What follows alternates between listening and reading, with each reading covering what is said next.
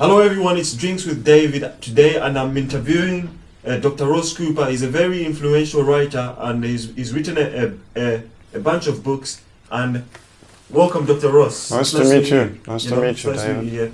So can you please tell us a bit about yourself for people who don't know you? Sure. I'm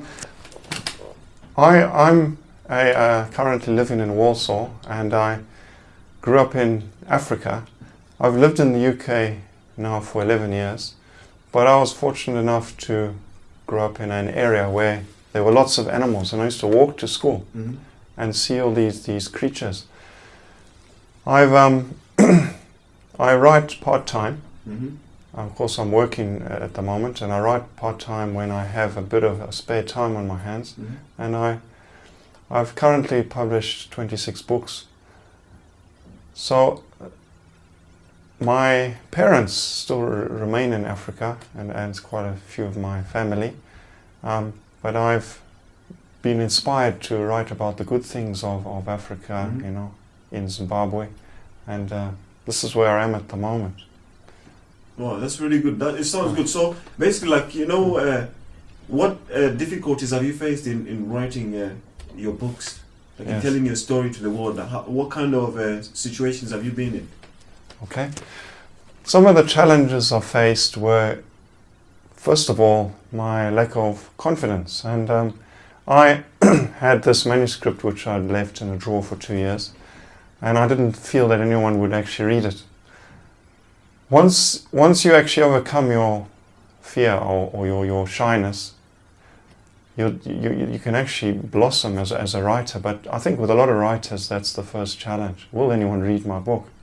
And the next sort of challenge I had was the time. How much time would I need to devote to, you know, so it takes a lot of one's time. And of course I'm part-time, so I could only really do it after work, you know.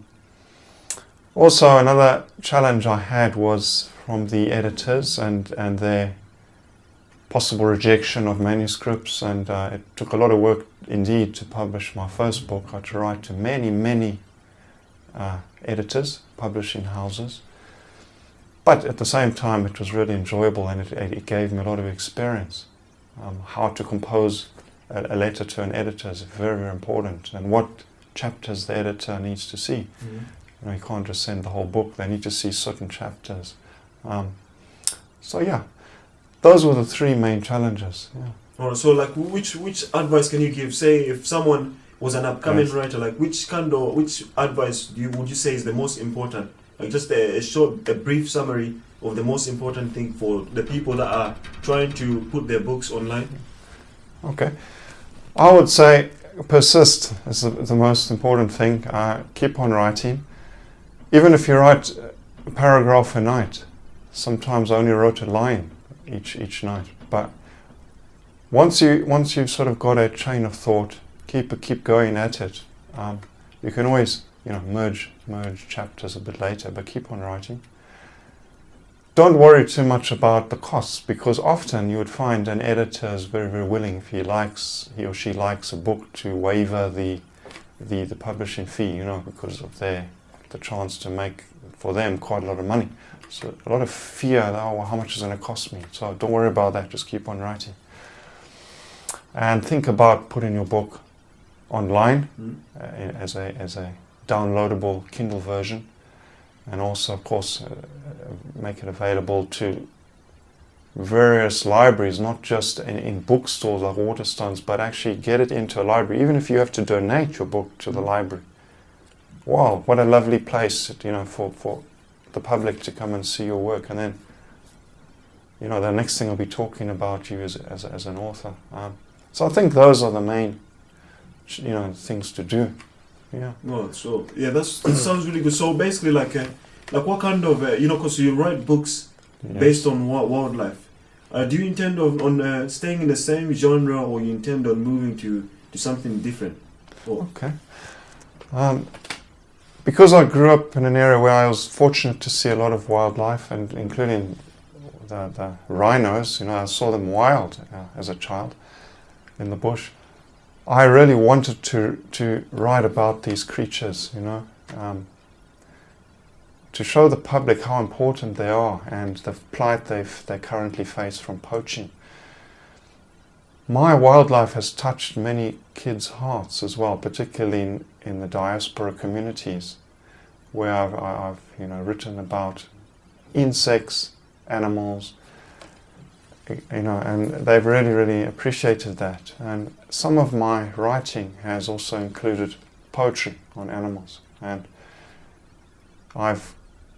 wouldn't say I just stick to animals, but I think animals are really important as a part of our world and our ecology. I've also written a lot about human beings in Africa and the diaspora community, and historical and autobiography. So I'd say my writing is quite diverse in its focus. That sounds good. So, guys, if you're listening to this, basically it's that your writing can help you get to reach out to many people. So it's, as you heard from Dr. Ross, it's good to write. So basically, like say, where do you plan on going with your career in writing? Okay, I want to continue, writing, and I have a few irons in the fire, so to speak, a few ideas. What I've done is I've just written down titles of books that I'd like to write in the future, and I've been going through those. I think that's important because often you can forget about an idea. Once you've got an idea, write it down. My idea, though, is also to promote the good of my country, and it's a country that's faced quite a lot of turmoil, but I also wanted to what my focus really is to promote the good. Which country is this? Zimbabwe. So Zimbabwe. Yeah. Yes, to promote the good things of that country. And my writing I would say would be there to help the not only the general British public, but just the general interest in terms of what exists out there, and very few African writers about, actually. So my focus would be to continue to promote the good, to help with some donations from the sales of my books to help orphans suffering with HIV/AIDS in my country. It's also another keen focus that I have. And I've also donated a few of my books to various organizations, including Warsaw Library and various orphanages. Yes. So I want to help people as well as write. That's what I want to do. Well, that's inspiring. What inspires me about your story is that you basically write books to actually reach out to tell a story, and you're actually helping people in the process as well. Yes. While writing these books, I think that's a good thing. That's a really good thing. So basically, is there any books in plans like you are writing at the minute? Oh yes, I've just finished the Rhino poems, 10 Rhino poems, and I had an idea after that to write a sequel to my first book, which was called The Flame Lily Weeps, and this sequel is called The Flame Lily Blossoms. Now the flame lily is a national flower of Zimbabwe, and what I'm trying to say is that despite us having had some unfortunate circumstances in the past, there's always hope for the future. And this is what my book is all about. And I'm actually, it's a very positive book, a very, very people-based book, a very heartfelt book that I feel a lot of people would enjoy. I'm coming to the stage where I like to write books that are really enjoyable, not depressing, as we can read, but a very, very enlightening and delightful book. So that's what I'm working on at the moment. It's probably coming on to about 800 pages, and I've still got a few more chapters to write. Wow. Yeah. So basically, like, how can people get your books? Because I overheard you saying something about the library, your books Yes. ending up in the library. Yeah. Like, how else would people be able to get your books if they wanted to buy them, for example? Okay. They're very welcome to download them as a PDF or onto Kindle, and also to order them from the various publishers.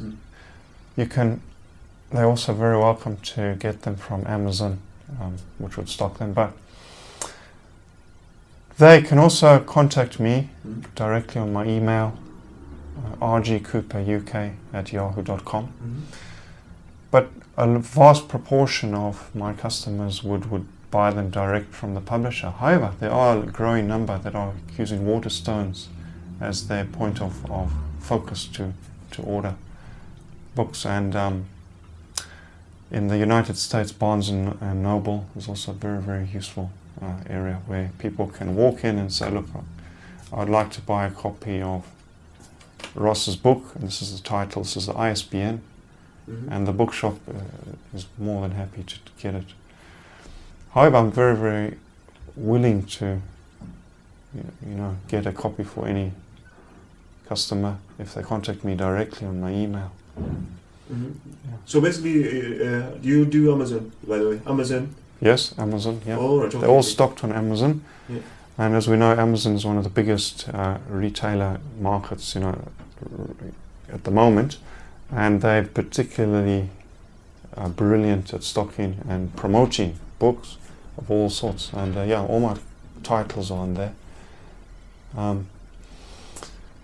There's a few as well with the publishing houses. With Publish America, there's Lulu Publishing, and there's of course the one based in Kent, Numa Springs Publishing. So yes. Wow. All right. So thank you, Dr. Ross. I really appreciate your time for appearing on this show. And if you want to get Dr. Ross Cooper's books, go on Amazon and type in Dr. Ross Gordon Cooper, and you're going to find all his books there. So thank you everyone for watching this show.